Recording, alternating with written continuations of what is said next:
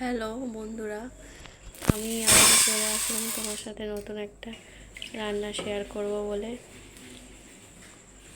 প্রথমে মটরটাকে ধুয়ে ভালো করে প্রেসারে দিয়ে ভালো করে নুন দিলাম ও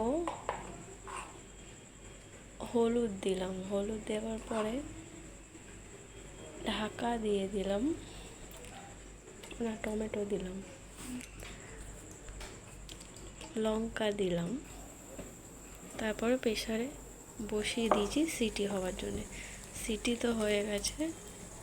এবারে দিলাম কড়াই তেল,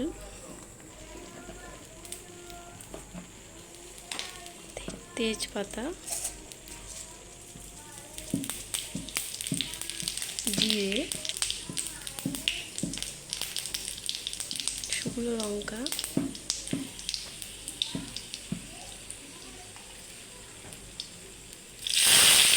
পেঁয়াজ কুচি,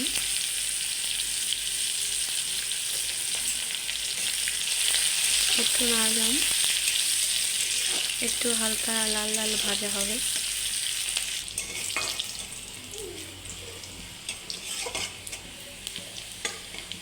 যদি ভিডিওটা ভালো লাগে তাহলে লাইক, কমেন্ট, শেয়ার। তারপর সেদ্ধ করে রাখা ছোলার ডালটা কড়াইয়ের মধ্যে দিয়ে দিই।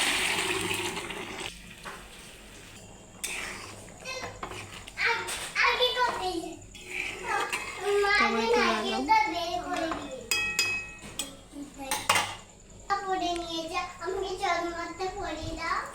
তারপরে একটু নারকেল কুচি দিয়ে ভালো করে ফুটিয়ে সুন্দরভাবে ফুটিয়ে নিয়ে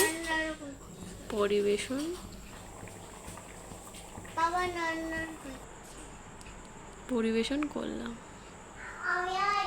ভালো লাগলে লাইক, কমেন্ট, শেয়ার করবে, সাবস্ক্রাইব।